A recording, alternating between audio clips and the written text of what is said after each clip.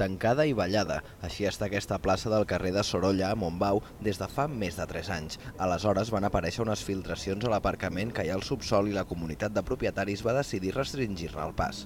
Tot i que era d'ús públic, el terreny és privat. Quan havien de fer obres van demanar ajuda a l'Ajuntament perquè l'actuació era costosa i entenien que condicionar la plaça comportava un benefici públic. L'antic govern municipal va declinar fer-se'n càrrec, però l'actual s'ha mostrat favorable a arribar a un acord per poder reobrir aquest espai de trobada al barri. Veure quines possibilitats podem tenir perquè aquest espai torni a estar obert i en condicions, perquè perquè tingui totes les condicions de seguretat per fer de plaça, una plaça més en el barri. L'Associació de Veïns ha intervingut en la resolució del conflicte. Consideren que l'espai és fonamental per la vida social d'una zona on viu molta gent a tocar de l'Hospital de la Vall d'Hebron.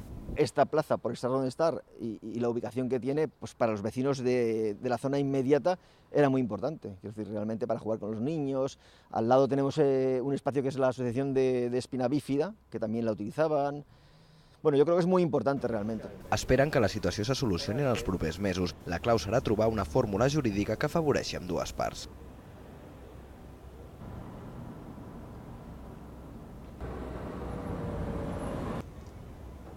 Esto es un